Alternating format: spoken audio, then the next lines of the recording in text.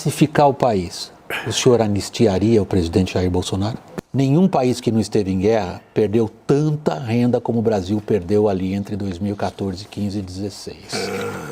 Ou seja, a fórmula aparentemente não funcionou. O senhor vai insistir nela? A ideia de que o Estado seria um grande indutor do crescimento através de volumosos investimentos e papel dos bancos públicos, essa ideia acabou no maior desastre econômico brasileiro do século. Vamos ver o que aconteceu nesse período, logo depois que o senhor teve 2 mandatos, depois veio Dilma. Nós tivemos, como o senhor descreve, uma política voltada para criar superávites primários, ou seja, a capacidade de pagar, de criar o superávit sem considerar o pagamento de dívida. Isto foi se deteriorando já no seu 2º mandato. As propostas, são os números, eu não vou brigar com o IBGE. Mas me dê os números. Não, os números são. O senhor passou de 3,5% de superávit primário para um déficit de 4,5% ao final do governo Dilma. Não é verdade. Essa não é verdade. Ok, a gente checa. Jornalista William Vac, da CNN, colocou Lula na parede, fazendo perguntas ali sobre a economia do Brasil, sobre os ministros do STF e sobre Jair Bolsonaro. Você vai ver aqui agora.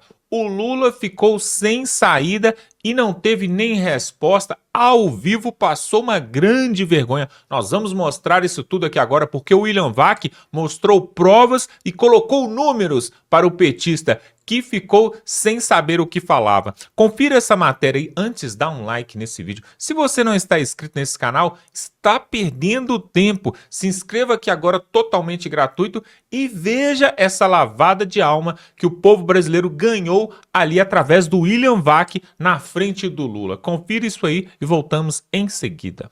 Eu tive o prazer de indicar 6 membros para a Suprema Corte. O senhor se arrependeu de alguma Não me indicação? arrependo nenhum. Não me arrependo porque eu nunca indiquei alguém para a Suprema Corte para depender de favor deles. Eu indiquei pelo currículo, pela competência das pessoas e ele foi referendado pelo Senado. Portanto, eu não me arrependo, acho que eles fizeram coisas extraordinárias. A sua própria carreira política recente teve pendurada numa decisão do STF, foi por culpa dela que o senhor foi para a cadeia. O que o senhor faria diferente? Impeachment de ministros do STF, por exemplo, estaria na sua agenda? Deixa eu te contar uma história fantástica. Eu sou, pela primeira vez na história do Brasil, eu sou culpado de ser inocente. E aí nós temos um problema que foi a eleição da Dilma de 2014, quando o candidato que ela derrotou não quis aceitar o resultado. Foi a primeira vez. Eu perdi 3 eleições, eu perdi uma para o Collor, eu perdi 2 para o Fernando Henrique Cardoso e eu voltava para casa para me preparar para outra eleição. O Aécio não. O Aécio afrontou a vitória da Dilma, entrou com recurso na justiça e é responsável pelo clima de animosidade que está criado hoje nesse país. Quem ganhou 4 eleições seguidas ali foi o seu partido. Quem tinha a caneta ali, nós estamos falando até 2014, para gerar um clima assim ou assado, era o seu partido. O senhor está atribuindo uma essencial mudança de clima político a alguém que tinha o direito de pedir a contagem de votos. Não, as coisas começaram a mudar depois de 2014, depois do golpe que deram contra Dilma Rousseff. Até então a gente vivia numa normalidade. Você nunca tentou derrubar um presidente em lugar nenhum do mundo porque ele não estava bem na pesquisa. Nunca. Ou seja, o que aconteceu é que inventaram uma pedalada. O que o senhor chama de golpe, que foi a destituição da presidente Dilma Rousseff, ocorreu dentro das leis e da Constituição brasileira. É possível, do ponto de vista histórico, chegar à interpretação que o senhor faz. Do ponto de vista jurídico, não. A outra colocação que o senhor faz a respeito de quem são os responsáveis pelo clima atual, a gente pode, de novo, do ponto de vista histórico, debater e debater durante um longo tempo.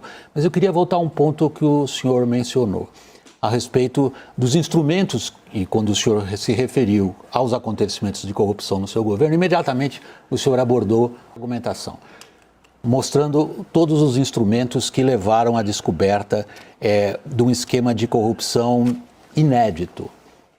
Quem foi o culpado? Posso lhe dizer uma coisa? O culpado à vontade, fomos nós que criamos todos os mecanismos para que nada ficasse embaixo do tapete. Descobriu-se quem Porque culpado. tem dois jeitos para você não ter corrupção.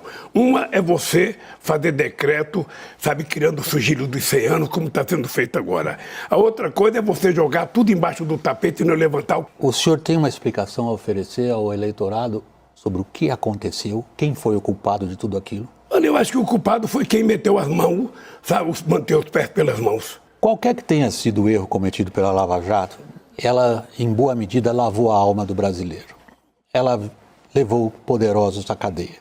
Ela descobriu e enunciou esquemas de corrupção inéditos no seu alcance e na sua profundidade e na sua ramificação.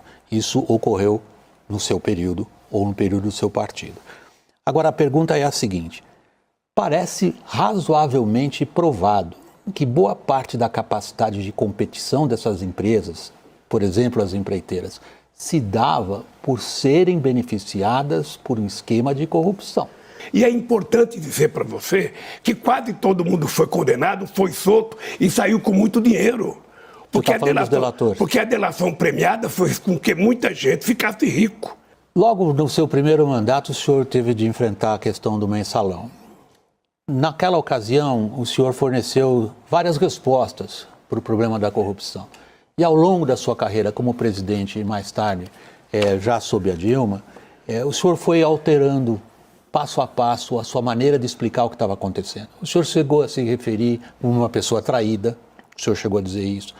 Isso eu disse em 2005. Pois foi. Eu disse em 2005. O senhor chegou a dizer que não sabia de muita coisa do que estava acontecendo. Qual é hoje a sua versão para o que aconteceu? Veja, a minha versão é que algum diretor da Petrobras que reconheceu que roubou, pagou o preço. Tá? Eu não posso dizer que não houve corrupção se as pessoas delataram. Se o Sérgio Cabral, no Rio de Janeiro, reconheceu que fez o erro que ele fez, se outros denunciaram, sabe, de que receberam favor de empresa, essa gente cumpriu uma pena. O senhor tem uma longa trajetória política e uma grande sabedoria popular que o senhor traduz em frases políticas. Talvez a mais famosa em relação ao contexto que o senhor acabou de abordar foi de um ex-presidente da Câmara dos Deputados, que dizia assim: eu quero uma diretoria na Petrobras, mas eu quero uma diretoria que fura poço. Nós temos uma tradição de partidos políticos loteando entre si cargos em estatais e autarquias e órgãos federais. Isto faz parte da história do Brasil, fez parte da sua história. De novo, nós estamos de novo na mesma situação. E fará parte da sua história se você for presidente da República. Não, eu não tenho essa veleidade, nem essa pretensão, nem sirvo para isso. Deixa eu falar uma coisa. Só completar a pergunta. Desculpe minha falta de cortesia. Pelo amor de Deus, não quero aqui parecer agressivo nem interrompê-lo. Eu só gostaria de pontuar o seguinte. Sim, houve loteamento político nas diretorias da Petrobras. O senhor não sabia disso? Deixa eu lhe falar uma coisa. Acontece na democracia de qualquer país do mundo. Quando você ganha uma eleição, você faz uma composição para ganhar as eleições. O STF, um super protagonista. O Legislativo partiu para cima do presidente e lhe tirou grande parte dos poderes. Agora, o ponto que eu gostaria de abordar, nesses 20 anos, quebrou um contrato social brasileiro. O contrato social brasileiro foi: vamos construir um estado de bem-estar social.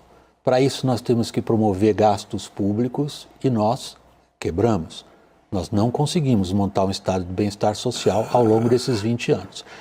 O que o senhor pretende, por exemplo, tem trazido a público em termos de programas de transferência de renda, valorização do salário mínimo, de onde o senhor vai buscar recursos? Não fale isso comigo, não. Deixa eu te falar uma coisa. Hoje, você já parou para pensar quanto que é a dívida pública dos Estados Unidos? Quanto que é a dívida pública da Inglaterra? Quanto que é a dívida pública da Itália? Quanto que é a dívida pública do Japão? Ora, não tem problema você ter uma dívida se você tiver capacidade de fazer essa dívida para fazer investimento e não para fazer custeio. Você está lembrado do meu discurso quando eu ganhei em 2003? Se quando terminar o meu mandato, todo brasileiro estiver tomando café, almoçando e jantando, eu já cumpri a missão da minha vida. E hoje nós temos 33 milhões de pessoas passando fome, nós temos 105 milhões de pessoas com algum problema de deficiência alimentar e nós precisamos cuidar disso. Há um setor importantíssimo da economia que é a hora da gente abordar agora, que é a produção de grãos e proteínas. O Brasil se tornou um campeão, uma enorme potência nesse setor. O senhor causou considerável irritação nesse setor, que em boa parte forneceu apoio político ao seu principal adversário nessas eleições, ao xingá-los. O que o senhor diria para eles agora? Eu diria o seguinte, nunca o agronegócio teve tanto financiamento como no governo do PT. Nunca. O problema deles conosco hoje é porque eles sabem que no governo do PT não vai ter desmatamento na Amazônia. O senhor considera o agro responsável pelo desmatamento? Eu conheço as pessoas de responsáveis do agro.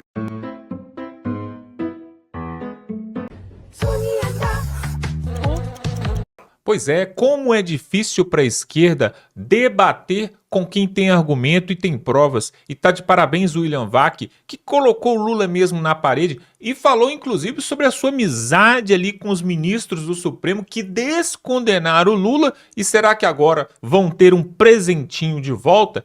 E tudo isso, pessoal, debaixo dos nossos olhos.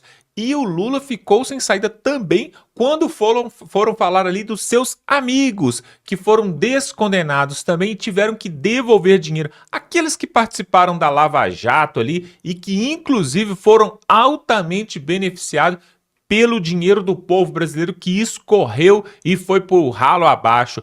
E aí também foi colocado ali sobre o Jair Bolsonaro. E o Lula, é claro, ele se esquiva e foge de qualquer pergunta que diz respeito a Jair Bolsonaro, porque ele sabe quem tem popularidade neste país para governar é Jair Bolsonaro. Porque o Lula, quando sai nas ruas, precisa de seguranças para não ser ali achincalhado, né, para não ser vaiado. Mas Jair Bolsonaro, quando não estava preso com tornozeleira na sua casa, ele, ao sair nas ruas, era ovacionado por milhares de pessoas que não deixavam nem ele andar, porque sabiam que quem realmente fez algo de diferente neste país foi Jair Messias Bolsonaro. E nós temos uma grande esperança aí que a ida do Fux da primeira turma para a segunda turma, levando os processos de Jair Bolsonaro com o Fux, pois ele é o relator, pode sim beneficiar e mudar toda essa história. Uma grande reviravolta está por vir e o Moraes não tem como fazer nada, porque está na lei, está na Constituição e agora o Fux pode ser o grande salvador da pátria, trazendo o Bolsonaro de novo à liberdade e mais, estando elegível para disputar em 2026. Muitos falam, pessoal, que toda essa reviravolta e toda essa jogada aí do Fux, isso tudo vem lá de cima, foi uma ordem vinda, possivelmente até dos Estados Unidos, inclusive a saída do Barroso ali do Supremo Tribunal Federal. Olha só, o Fux só pôde sair da primeira turma e ter a autorização do Fachin, que é o presidente do STF, para poder ir para a segunda turma somente porque tinha uma vaga. E essa vaga foi a vaga do Barroso. E alguém está falando ali em Brasília que tudo isso foi orquestrado por uma outra pessoa que tem mais poder até mesmo do que Alexandre de Moraes. Ou seja, se daqui a pouco a gente vê Jair Bolsonaro livre por causa essa reviravolta e também vê-lo poder disputar as eleições de 2026, nós teremos a certeza que a saída do Barroso e a ida do Fux para a segunda turma foi tudo mando lá de cima, talvez do Donald Trump, talvez do Marco Rubio. Por quê? Eles sentiram a pressão vindo lá de fora. Inclusive, essa semana, as forças militares ali dos Estados Unidos atacaram navios ali na costa do Caribe, entre a Venezuela, ali naquelas ilhas, e mais um navio, mais um barco foi abatido ali, 6 pessoas vieram a óbito ali. E isso é só o começo, porque o Trump quer acabar com o narcotráfico aqui na América Latina e ele sabe que aqui, principalmente no Brasil, também tem narcotraficantes, tem milícias e tem organizações criminosas como o PCC, Comando Vermelho e outros, e existem indícios de que a esquerda estaria envolvida em tudo isso aí. Pois é, pessoal.